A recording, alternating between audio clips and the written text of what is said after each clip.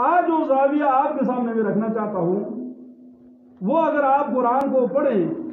حدیث رسول کو آپ دیکھیں، تو ہم کبھی کبھی اللہ تبارک و تعالیٰ کے فضل سے جو لوگ مسجدوں کے ساتھ قرآن کے ساتھ جڑے ہوئے ہیں، ہم اسی معاشرے کا حصہ ہیں، ہمارے اوپر بھی وہ غرض و غبار جہالت کا، گناہوں کا، نوسط کا پڑتا رہتا ہے۔ لیکن جس طرح اللہ کے نبی کی حدیث ہے کہ ہر چیز کو زنگ لگ جاتا ہے، جس طرح لوگوں کو زنگ لگتا ہے، فرمایا اس طرح انسان کے دلوں کو بھی زنگ لگ جاتا ہے، اور ہر چیز کی صفائی کا ایک آلہ ہے۔ اور فرمایا کہ جب دلوں کو زنگ لگ جاتا ہے تو دلوں کو کے زنگ کو صاف کرنے کا آلہ ایک حدیث کے اندر آتا ہے اللہ کا ذکر ہے، ایک حدیث کے اندر آتا ہے کہ موت کی یاد ہے، ایک حدیث کے اندر آتا ہے قرآن کی تلاوت ہے۔ بہرحال یہ تینوں چیزیں جو مختلف حدیث کے اندر آئی ہیں، یہ انسان کے دل پر جو اس کی خواہشات اور گناہوں اور ماحول کے اثرات سے زنگ چڑھ جاتا ہے، تو اللہ کے ذکر سے، موت کی یاد سے اور قرآن کریم کی تلاوت سے وہ زنگ صاف ہو جاتا ہے۔ تو کبھی کبھی الحمدللہ اس پر بھی اللہ کا شکر ادا کرنا چاہیے کہ اللہ نے ہمیں یہ اس طرف لگا دیا، تو وہ قرآن کی تلاوت سے کبھی کبھی ہمارے دل سے جب وہ زنگ ہٹتا ہے تو ہم پر کبھی کبھی بات منتشر ہو جاتی ہے کہ بھائی ہم جس سمت کو جا رہے ہیں یہ درست نہیں۔ لیکن جو آدمی قرآن پڑھتا نہیں ہے، قرآن سنتا نہیں ہے، یا قرآن والوں کے پاس نہیں بیٹھتا، اس کو کیسے پتا چلے گا کہ میں ٹھیک ہوں یا غلط؟ اس لیے وہ نبی صلی اللہ علیہ وسلم سے لے کر آج تک تا قیامت مومن بھی رہیں گے، منافق بھی رہیں گے، اور اس کا فیصلہ جو ہے قیامت کے دن ہوگا۔ قیامت کے دن پردہ ہٹ جائے گا کہ مومن کون ہے اور منافق کون ہے۔ لیکن کچھ اس کی علامات اور شرائط جو قرآن نے بیان کی ہیں ان کو مد نظر رکھیں۔ آج ہمارا معاشرہ ایک فرد سے لے کر ایک گھر اور ایک محلہ اور پھر پورا ملک، ہم سب جانتے ہیں کہ ہمارے کیسے اعمال ہیں، ہمارے کیسے کام ہیں، ہمارے دلوں کی کیا کیفیت ہے، لیکن وہ ایک کلمہ جو ہماری زبانوں پر جاری ہے، لا الہ الا اللہ محمد رسول اللہ، اور اللہ کے نبی کے اس کلمے کی برکت کی وجہ سے ہماری ظاہری شکلیں بنی اسرائیل کی طرح یعنی سور یا بندر یا خنزیر نہیں بنتی، ورنہ کوئی گنجائش ہم نے چھوڑی نہیں ہے۔ لیکن ایک بات یاد رکھے کہ بے شک اس کلمے کی برکت سے ایک نہ ایک دن جہنم سے نکل جائے گا، لیکن کیا جہنم کے اندر داخل ہو جانا، کیا قبر کے اندر جو عذاب ہوگا، بلکہ فرشتوں کی جو شکل ہوگی جس کے اندر جو آتا ہے کہ اپنی ناخنوں سے وہ زمین کو کوریدتے ہوئے اور اپنے ہونٹوں سے اس کو کاٹتے ہوئے وہ قبر کے اندر فرشتے حاضر ہوتے ہیں، جن کو ملک نگرس کہا جاتا ہے۔ انسان تو اسی کے دیکھنے کی طاقت نہیں رکھ سکتا جب تک اللہ کا فضل نہ ہو، لیکن ہم اتنے غافل ہو چکے ہیں کہ ہمیں پتہ ہی نہیں ہے کہ ہم کس سمت کو جا رہے ہیں۔ اور یہ آیت میرا پڑھنے کا اور یہ بات صرف آپ کے ذہن نشین کرنے کا یہ مقصد یہ ہے، وہ کلمے کی برکت سے اگر ایک دن جنم سے نکل آیا، جس کی پوری تفصیل آتی ہے کہ جنم سے نکلنے کے بعد بھی ان کا جسم جو ہے وہ سفید ہوگا، اور جنت والے اس کو کہیں گے کہ یہ جہنمی ہے، یہ جنم سے نکل کر ابھی جنت کے اندر آیا ہے، پھر وہ ایک غوطہ لگائے گا دریائے رحمت کے اندر، تب اس کا جسم سفید ہوگا۔ لیکن ہم نے اللہ کے عذاب کو کیا سمجھا ہوا؟ ہم اللہ کے عذاب کی کیا منتظر ہیں کہ اللہ کا عذاب آ جائے جس طرح کہ پہلے آیا تھا؟ تو اس لیے اس بات کو یاد رکھیں کہ آپ مطمئن ہو کر نہ بیٹھ جائیں کہ ہم کھا رہے ہیں، ہم پی رہے ہیں، ہمیں رزق بھی مل رہا ہے۔ وہ قرآن کریم کے مطابق قرآن کریم کے اندر آتا ہے سَنَسْتَدْرِجُهُم مِّنْ حَيْثُ لَا يَعْلَمُونَ، فرمایا ہم بتدریج ان کو لے جا رہے ہیں، ایسی جگہ سے لے جا رہے ہیں جس کو یہ جانتے نہیں۔ ہماری یہ ڈھیل ہے، وہ عمری لَهُمْ إِنَّ كَيْدِي مَتِينٌ، یہ ہم ان کو ایک ڈھیل دے رہے ہیں اور ہماری تدبیر، ہمارا پکڑنا جو ہے وہ بہت سخت ہوگا۔ تو اس لیے ہماری بے امنیاں جو ہیں، تو مومن اور منافق کو سمجھنے پر یہ بڑا ضروری ہے کہ مومن کون ہوتا ہے، منافق کون ہوتا ہے۔ تو حدیث شریف سے اور قرآن کریم سے اس کو ہم دیکھتے ہیں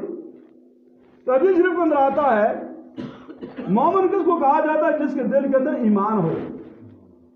ہمارے دلوں کے اندر ایمان نہیں ہے. وہ عقیدہ ہمیں وراثت میں ملا ہوا ہے کہ اللہ ہے، رسول ہے، فرشتے ہے،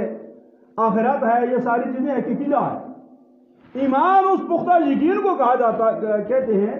جو انسان کے دل کے اندر اتنا پختہ ہو جائے کہ جب جس چیز کو وہ مانتا ہے اس پر اس کا ایسا کامل یقین ہے کہ جس طرح کے وہ آگ کے اندر انسان ہاتھ ڈالتا ہے، اگر صرف یہ بات ہو کہ آگ کسی چیز کو جلاتی ہے اور اس کے اندر اگر ہم ہاتھ ڈالیں اور وہ نہ جلے تو پھر یہ تو محض ایک بات ہوئی. لیکن جب ہمیں یقین ہوگا کہ آگ کے اندر ہم ہاتھ ڈالیں گے تو آگ جلا دے گی، یہ یقین ہے، یہ ایمان ہے. تو اس طرح جو باتیں قرآن نے کہی ہیں، جو باتیں اللہ کے نبی نے کہی ہیں، ایمان یہ ہے کہ وہ بات ابھی اس کے سامنے آئی نہیں ہے لیکن اس کا ایمان اندر سے یہ تقاضا کرتا ہے، وہ مان لیتا ہے کہ یہ بات یقیناً ہو کر رہے. کیا آج ہمارے مومن اور منافق ہونے کا فرق جو ہے ہر آدمی خود اپنے فیصلہ کر لے. کیا اللہ کے نبی کی ان باتوں پر، قرآن کی ان آیات پر ہمارے ایسے یقین ہے؟ صحابہ کرام رضوان اللہ تعالیٰ اجمعین کا ذکر قرآن بھی کرتا ہے، حدیث بھی کرتی ہے کہ جن کے اندر ایمان تھا، جو صاحب ایمان تھے، وہ سورہ توبہ کے اندر 3 صحابہ کا ذکر آتا ہے. وَالثَّلَاثَةُ الَّذِينَ خُلِّفُوا حَتَّىٰ ضَاقَتْ عَلَيْهِمُ الْأَرْضُ بِمَا رَحُبَتْ وَضَاقَتْ عَلَيْهِمْ أَنفُسُهُمْ وَظَنُّوا أَن لَّا مَلْجَأَ مِنَ اللَّهِ إِلَّا إِلَيْهِ. فرمایا وہ 3 پیچھے رہ جانے والے صحابی جو غزوہ تبوک کے موقع پر پیچھے رہ گئے، فرمایا کہ پھر وہ پیچھے تو رہ گئے لیکن ایمان کو ان کے اندر مضبوط تھا. بحیثیت بشر، انسان سے، بشر سے غلطی ہو سکتی ہے لیکن وہ انسان، وہ بشر، کیونکہ منافق بھی بشر ہوتا ہے، انسان ہوتا ہے، مومن بھی انسان اور بشر ہوتا ہے. غلطی مومن سے بھی ہو سکتی ہے، منافق سے بھی ہو سکتی ہے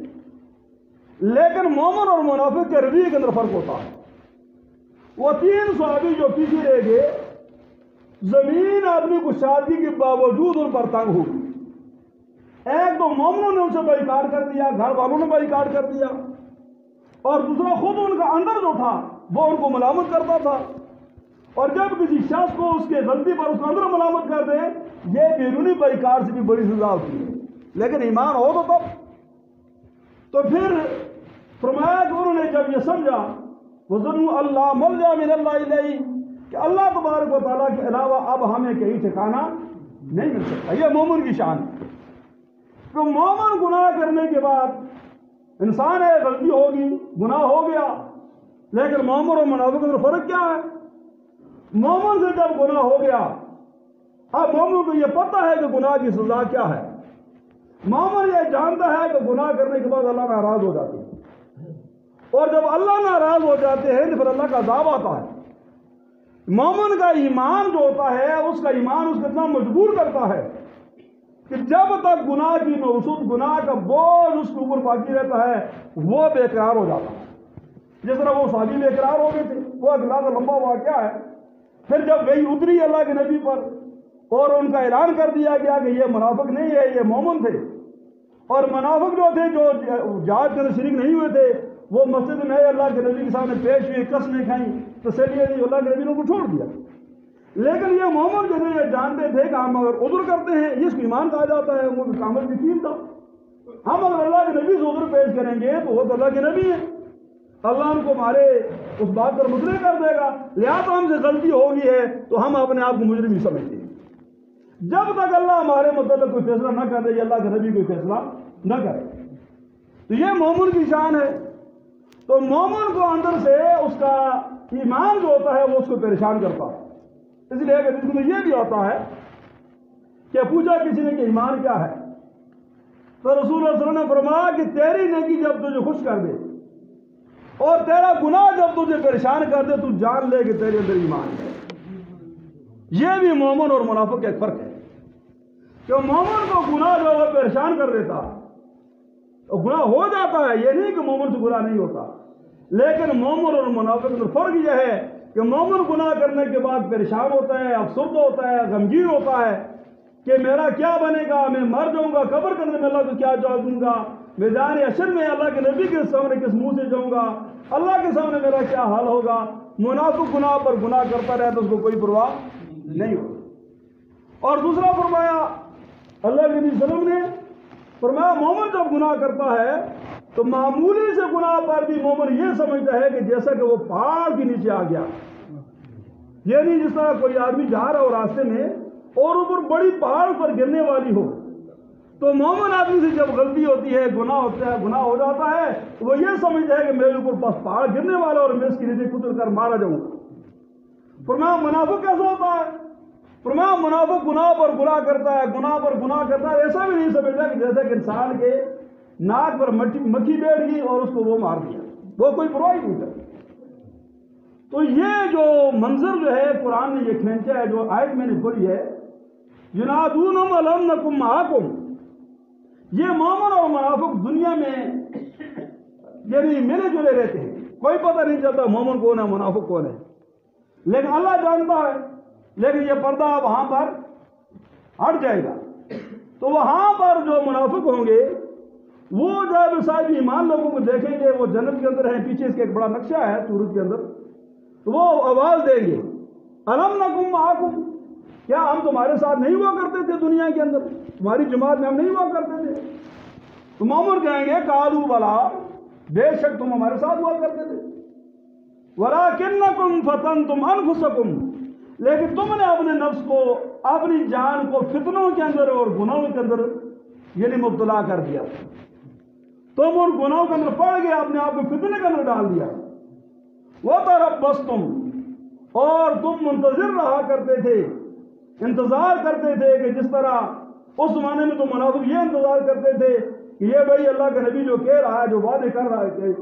یعنی ہمیں سنا رہے ہیں، جس طرح سورہ احزاب کے اندر آتا ہے کہ مومن منافق یہ کہتے تھے کہ ہم سے نہیں وعدہ کیا، ما وعد اللہ و رسول اللہ غرورا، مگر یہ ایک دھوکہ۔ تو تم انتظار کے اندر رہتے تھے، اور مومن جو تھا وہ منتظر نہیں ہوتا تھا، وہ اس کو وہ جانتا تھا، یقین کر لیتا تھا اللہ نے جو بات کہی ہے، اس کے نبی نے جو بات کہی ہے وہ ہو کر رہے ہیں۔ تو تم منتظر رہتے تھے کہ شاید یہ بات ہوتی ہے یا نہیں ہوتی، اور آج بھی یہی بات ہے۔ قرآن جو اس وقت اترا تھا قیامت تک یہی قرآن رہے گا، اور اللہ کے نبی نے اپنی زبان سے جو جو فیصلے سنا دیے قیامت تک، بلکہ جنت اور جنم کے بعد تک وہی فیصلے رہے گے۔ تو ہم اپنا محاسبہ کریں کہ ہم جو گناہ رات اور دن میں کرتے ہیں، ان گناہوں پر جو سزا اللہ نے مقرر کی ہے، اللہ کے رسول نے مقرر کی ہے، کیا اس سے نکلنے کے لیے ہم نے کوئی کوشش کی ہے؟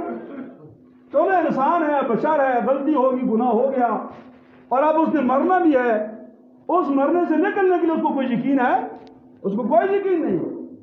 وہ ان منافقوں کی طرح وتربصتم، وہ منتظر ہے، پتہ نہیں یہ بات سچ بھی ہے یا جھوٹی ہے۔